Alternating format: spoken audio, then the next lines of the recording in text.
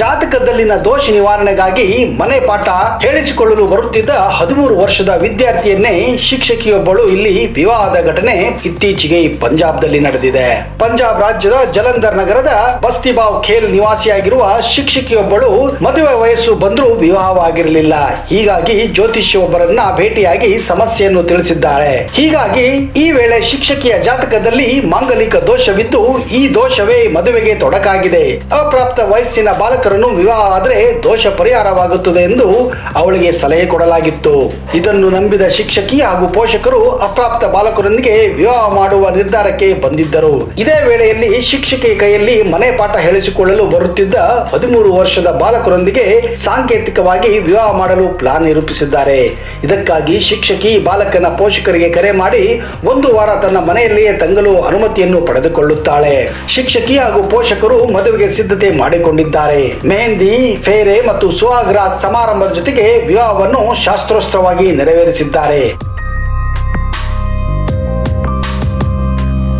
ಮದುವೆಯಾದ 2ನೇ ದಿನಕ್ಕೆ ಶಿಕ್ಷಕಿಯನ್ನು ವಿಧವೆಯನ್ನಾಗಿ ಘೋಷಿಸಿ ಶಾಸ್ತ್ರವನ್ನು ಪೂರೈಸಿದ್ದಾರೆ. ವಾರ ಕಳೆದು ಮನೆಗೆ ಮರಳಿದ ಬಾಲಕ ತನ್ನ ತಾಯಿಗೆ ನಡೆದ ವಿಚಾರವನ್ನು ತಿಳಿಸಿದ್ದಾನೆ.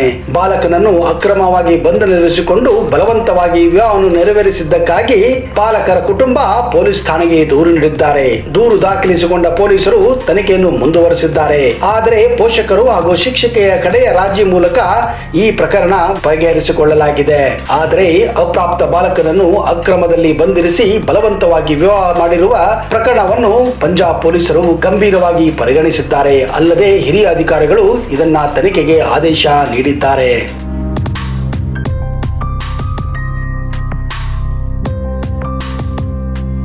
ನಿಧಿ ಸಿಗುತ್ತೆ ಅಂದ್ರೆ ಯಾರಿಗೆ ತಾನೇ ಆಸೆ ಆಗುವುದಿಲ್ಲ ಹೇಳಿ.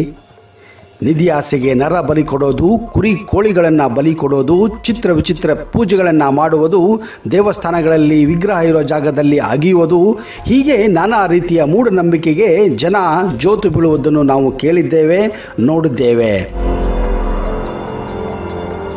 ಇಂತಹದೇ ಒಂದು ವಿಚಿತ್ರ ಘಟನೆ ಇತ್ತೀಚೆಗೆ ಚಾಮರಾಜನಗರದಲ್ಲಿ ನಡೆದಿದೆ. ಚಾಮರಾಜನಗರ ತಾಲೂಕಿನ ಸೋಮಣ್ಣ ಕೂಲಿ ನಾಲಿ ಮಾಡಿಕೊಂಡು ಹೇಗೋ ಜೀವನ ಸಾಗಿಸುತ್ತಿದ್ದ ಕಾರ್ಮಿಕನಾಗಿದ್ದ. ಪತ್ನಿ ಹಾಗೂ 2 ಮಕ್ಕಳೊಂದಿಗೆ ವಾಸ ಮಾಡುತ್ತಿದ್ದ ಸೋಮಣ್ಣನ ಮನೆಯೊಳಗೆ ಕೆಲ ದಿನಗಳ ಹಿಂದೆ ಹಾವೊಂದು ಕಾಣಿಸಿಕೊಳ್ಳುತ್ತದೆ.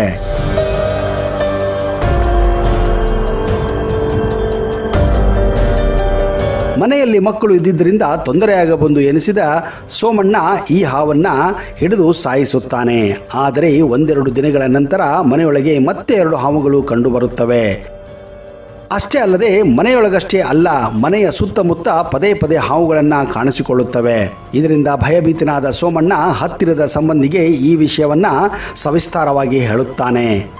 ಆ ಸಂಬಂಧಿ ಮೂಢನಂಬಿಕೆಯ ಮೇಲೆ ತುಂಬಾನೇ ನಂಬಿಕೆಯುಟ್ಟವನಾಗಿದ್ದಾನೆ. ಆ ಸಂಬಂಧಿ ಕೇರಳದ ಮಾಂತ್ರಿಕರೊಬ್ಬರನ್ನು ಪರಿಚಯ ಮಾಡಿಕೊಟ್ಟು ಅವರಿಂದ ಪೂಜೆ ಮಾಡಿಸಿದರೆ ಸರಿ ಹೋಗುತ್ತದೆ ಎಂದು ಸೋಮಣ್ಣನಿಗೆ ಹೇಳುತ್ತಾನೆ. ಸಂಬಂಧಿಕರ ಮಾತಿನಂತೆ ಸೋಮಣ್ಣ ಕೇರಳದ ಮಾಂತ್ರಿಕರನ್ನು ಕರೆಸಿ ಮನೆಯೊಳಗೆ ಪೂಜೆ ಮಾಡಿಸುತ್ತಾನೆ.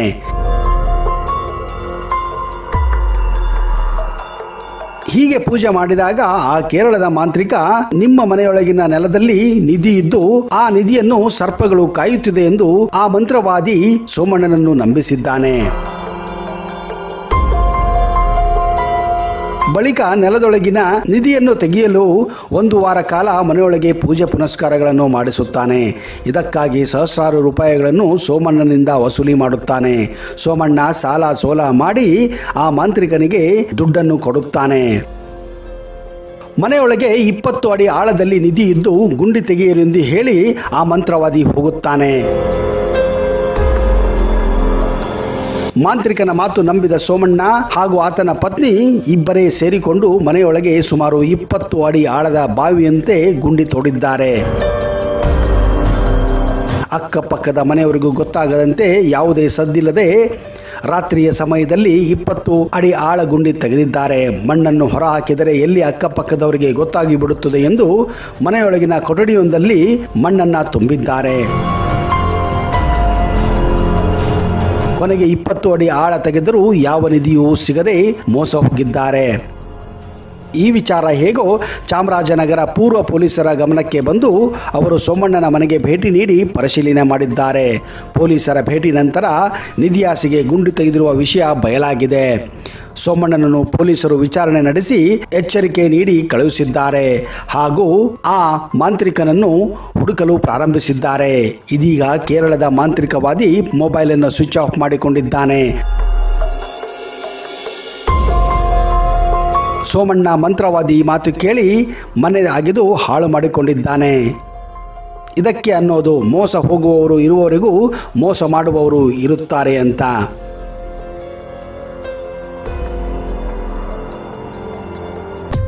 ಕೆಲವರಿಗೆ ಕಾರು ಬೈಕ್ ಬಳಕೆಯ ವಾಹನ ಮಾತ್ರವಲ್ಲ, ಅದೊಂದು ಶೋಕಿ ಹಾಗೂ ಘನತೆಯ ವಸ್ತುವಾಗಿದೆ. ಇಲ್ಲೊಬ್ಬ ವ್ಯಕ್ತಿಯು ಕೂಡ ತನ್ನ ಶೋಕಿಗಾಗಿ 25 ಕೋಟಿ ರೂಪಾಯಿ ಕಾರು ಖರೀದಿಸಿ ಅದರ ರಿಜಿಸ್ಟ್ರೇಷನ್ ನಂಬರ್ಗಾಗಿ ಬರೋಬ್ಬರಿ 50 ಕೋಟಿ ರೂಪಾಯಿ ಖರ್ಚು ಮಾಡಿದ್ದಾನೆ. ದುಬೈನ ಉದ್ಯಮಿಯೊಬ್ಬ ತನ್ನ ಐಷಾರಾಮಿ ಬದುಕಿಗಾಗಿ 25 ಕೋಟಿ ರೂಪಾಯಿ ಖರ್ಚು ಮಾಡಿ ವಿಶ್ವದ ಅತಿ ದುಬಾರಿ ಬುಗಾಡಿ ಚಿರೋನ್ ಕಾರನ್ನ ಖರೀದಿಸಿದ್ದಾನೆ. ಇಷ್ಟೆಲ್ಲ ಖರ್ಚು ಮಾಡಿ ಕಾರು ಕೊಂಡ ಮೇಲೆ ಅದನ್ನು ರಿಜಿಸ್ಟ್ರೇಷನ್ ಮಾಡಿ ನಂಬರ್ ಪ್ಲೇಟ್ ಪಡೆಯಬೇಕಲ್ಲವೇ? ಅದರಲ್ಲೂ ಆತನಿಗೆ ತನ್ನ ಇಷ್ಟದ ನಂಬರೇ ಬೇಕಾಗಿತ್ತೆಂದು ಹಠ ಹಿಡಿಯುತ್ತಾನೆ. ಆದ್ರೆ ಏನು ಮಾಡ್ತೀರಾ, ಈ ಉದ್ಯಮಿಯಂತೆ ಅದೇ ನಂಬರ್ಗಾಗಿ ಪ್ರಯತ್ನಿಸೋದರ ಸಂಖ್ಯೆ ದೊಡ್ಡದಾಗಿತ್ತು. ಹೀಗಾಗಿ ಸಮಸ್ಯೆ ಬೇಡ ಎಂದುಕೊಂಡ ದುಬೈ ಪೊಲೀಸರು ಆ ವಿಶಿಷ್ಟ ನಂಬರ್ಗಾಗಿ ಬಿಡ್ಡಿಂಗ್ ಅನ್ನ ಏರ್ಪಡಿಸುತ್ತಾರೆ. ಬಿಡ್ಡಿಂಗ್ ಮೇಲೆ ಬಿಡ್ಡಿಂಗ್ ಆಗುತ್ತಾನೆ ಹೋಗುತ್ತದೆ. ಕೊನೆಗೆ ಬರೋಬ್ಬರಿ 50 ಕೋಟಿ ರೂಪಾಯಿವರೆಗೆ ನಡೆದ ಬಿಡ್ಡಿಂಗ್ ನಲ್ಲಿ ಕೊನೆಗೂ ಪಟ್ಟು ಬಿಡದ ಆ ಉದ್ಯಮಿ 50 ಕೋಟಿಗೆ ಬಿಡ್ ಮಾಡಿ ತನ್ನಿಷ್ಟದ ನಂಬರ್ ಅನ್ನ ಪಡೆದುಕೊಂಡು ಕಾರಿಗೆ ಅಳವಡಿಸಿಕೊಳ್ಳುತ್ತಾನೆ.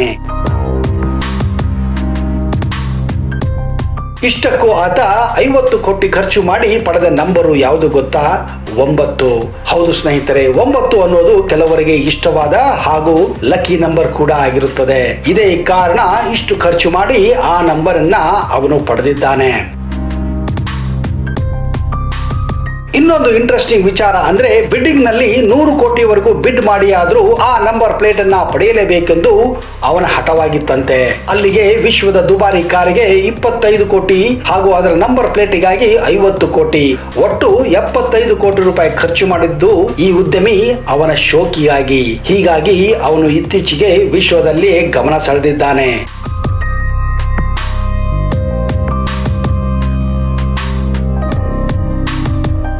ವಿಶ್ವದಲ್ಲಿ ಅತಿ ವೇಗವಾಗಿ ಚಲಿಸುವ ಹಾಗೂ ವಿಶ್ವದ ದುಬಾರಿ ಕಾರು ಎಂಬ ಹೆಗ್ಗಳಿಕೆ ಈ ಬುಗಾಟಿ ಚಿರೋನ್ ಕಾರಿಗಿದೆ. ಹಾಗೆ ಇದರ ನಂಬರ್ ಈಗ 9 ಆಗಿದೆ.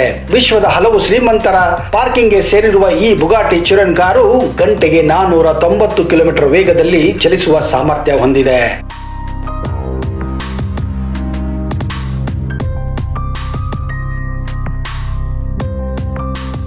ಸ್ನೇಹಿತರೆ, ಶೋಕಿಗಾಗಿ ಜನ ಏನೆಲ್ಲ ಮಾಡುತ್ತಾರೆ ನೋಡಿ. ಇಂತಹ ಹಲವಾರು ಇಂಟ್ರೆಸ್ಟಿಂಗ್, ಕುತೂಹಲಕಾರಿ ಹಾಗೂ ಅಚ್ಚರಿಯ ವಿಷಯಗಳನ್ನ ಮುಂದಿನ ವಿಡಿಯೋದಲ್ಲಿ ಕೂಡ ನಿಮಗೆ ತರಲು ಪ್ರಯತ್ನ ಮಾಡ್ತೀನಿ. ಅಲ್ಲಿಯವರೆಗೆ ಜೈ ಹಿಂದ್, ಜೈ ಕರ್ನಾಟಕ ಅಂಡ್ ಟೇಕ್ ಕೇರ್.